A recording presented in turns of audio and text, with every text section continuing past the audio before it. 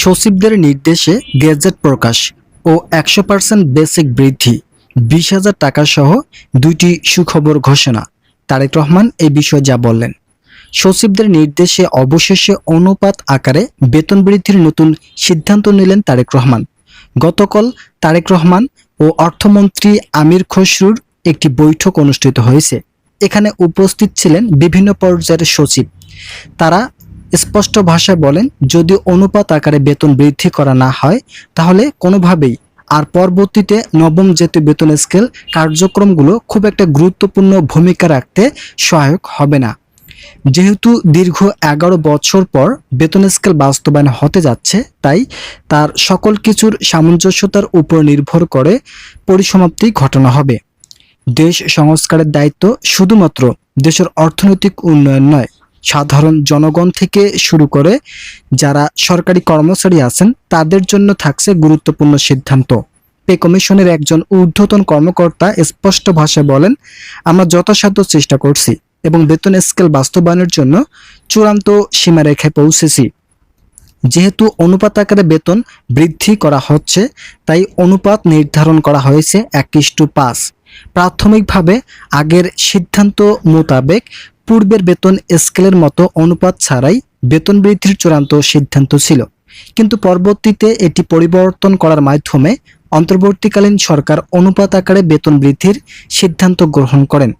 এই সিদ্ধান্তকে সাধুবাদ জানিয়েছেন তারেক রহমান। তিনি বলেন, আমরা অবশ্যই সরকারি চাকরিজীবীদের ভাগ্য পরিবর্তন নিয়ে কাজ করব। তাদের মধ্যে দেশের অর্থনৈতিক ও সাধারণ জনগণের দুর্ভোগ কমিয়ে আনা সম্ভব হয়। আপনারা যারা এখন পর্যন্ত আমাদের এই চ্যানেলের নতুন সদস্য আছেন, তারা পরবর্তী আপডেট পেতে চ্যানেলটি সাবস্ক্রাইব করুন। ইতিমধ্যেই তারেক রহমান দুটি সুখবর দিয়েছেন। প্রথম সুখবর, বাড়ি ভাড়া ৩ ভাগে বৃদ্ধি করার নতুন সুপারিশ করেছেন তারেক রহমান। প্রথম ভাগে যারা সিটি কর্পোরেশন এলাকার চাকরিজীবী আছেন তাদের জন্য থাকছে ৬০% হারে বাসা ভাড়া। অপরদিকে শহর অঞ্চলের চাকরিজীবীদের জন্য ৭০% হারে বাড়ি ভাড়া নির্ধারণ করা হয়েছে। এছাড়াও পাহাড়ি অঞ্চলে যারা চাকরি করবেন তাদের জন্য থাকছে বিশেষ সুবিধা সহ বাড়ি ভাড়া আলোচনা সাপেক্ষে শহরাঞ্চল ও সিটি কর্পোরেশন এলাকার থেকেও তুলনামূলক বেশি। তাই সর্বশেষ সিদ্ধান্ত মোতাবেক এই সিদ্ধান্তকে সবাই যুক্তিযুক্ত বলে মন্তব্য করেন। দ্বিতীয় সুখবর, শতভাগ পেনশন সুবিধা কার্যকর করার সিদ্ধান্ত থাকলেও শেষ পর্যন্ত এটি থেকে পিছিয়ে এসেছে নবনির্বাচিত সরকার। তারা সকলেই জানিয়েছেন, বর্তমান বাজেটের ঘাটতি ও আর্থিক কিছু সমস্যা থাকায় শতভাগ পেনশন সুবিধা চালু করার কোনোভাবেই কার্যকর করা গ্রহণযোগ্য নয়। তাই সকলের মতামত নিয়ে পেনশন সুবিধা ৮০% হারে কার্যকরের নতুন রূপরেখা বাস্তবায়ন করবেন কর্তৃপক্ষ।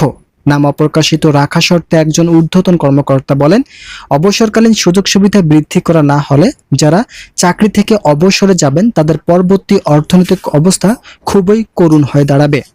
বিশেষ করে যারা নিম্ন গ্রেডের কর্মচারী আছেন তাদের বিবেচনায় নিয়ে এটি কার্যকর করা প্রয়োজন। তৃতীয় সুখবর, উৎসব ভাতা প্রাথমিক দিক থেকে ২০০% পর্যন্ত বৃদ্ধির সিদ্ধান্ত ছিল, কিন্তু এটি ২০০% না করে সকলের মতামতকে প্রাধান্য দিয়ে ১৩০% পর্যন্ত কার্যকরের চূড়ান্ত সিদ্ধান্ত নিয়েছেন। তো ইতিমধ্যে এই বিষয়গুলো নিয়ে গুরুত্বপূর্ণ আলোচনা চলছে। তো আজকের এই ভিডিওটিতে আমি এই বিষয়গুলো আরও পূর্ণাঙ্গভাবে আলোচনা করার মধ্য দিয়ে আপনাদের মাঝে আমি একটি বিষয় জানাতে চাই, যারা এখন পর্যন্ত আমাদের এই নতুন চ্যানেলটি সাবস্ক্রাইব করেনি তারা অবশ্যই চ্যানেলটি সাবস্ক্রাইব করবেন, যাতে পরবর্তীতে গুরুত্বপূর্ণ আপডেটগুলো মিস না হয়ে যায়।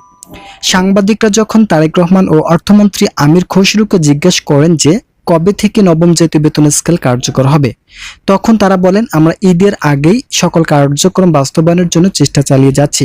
আমাদের কার্যক্রমগুলো প্রায় শেষার্ধে পৌঁছেছে।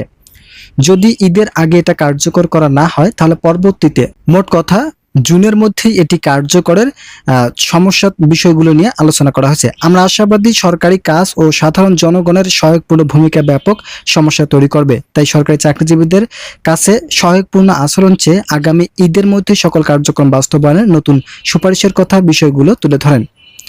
সংশ্লিষ্ট কর্তৃপক্ষ জানায়, কর্মচারী মহলের একাধিক সদস্য নিশ্চিত করেছেন দেশের অর্থনৈতিক সমৃদ্ধি রক্ষা করতে হলে সরকারি চাকরিজীবীদের অর্থনৈতিক শক্তি বৃদ্ধি করা একান্তই প্রয়োজন। তাই সচিবদের সঙ্গে একটি বৈঠক করেন প্রধানমন্ত্রী ও আমির খসরু। তাদের সকলের মতামতকে যৌক্তিকতার সঙ্গে তুলে ধরেন সচিবরা। আগামী ঈদের আগেই সকল কিছু বাস্তবায়নের সিদ্ধান্ত থাকলেও ইতিমধ্যেই ঈদ পার হয়ে গিয়েছে, তাই ঈদের পরবর্তী সময়ে নতুন 5 কর্মদিবসের মধ্যে গেজেট প্রকাশের চূড়ান্ত সুপারিশ করা হয়েছে। সচিবরা বলেন, বাংলাদেশের অর্থনৈতিক শক্তিকে জোরালোভাবে তুলে ধরলে বাংলাদেশের আর্থিক বাজেটে কিছুটা বৃদ্ধি করা প্রয়োজন। ইতিমধ্যে অর্থ মন্ত্রণালয়কে বলা হয়েছে বাজেট সংশোধন করে প্রকাশ করার জন্য। ইতিমধ্যে আগামী 5 কর্মদিবস নির্ধারণ করা হয়েছে, তাই এই কর্মদিবসের মধ্যে সরকারি চাকরিজীবীরা নবম জাতীয় বেতন স্কেলের আওতায় পড়বেন, আমরা এতটুকু আশাবাদী। ভিডিওটি শেষ করার পূর্বে আপনাদের কাছে বিনীতভাবে রিকোয়েস্ট করতেছি, আপনারা অবশ্যই চ্যানেলটি সাবস্ক্রাইব করে আমাদের সঙ্গে থাকুন।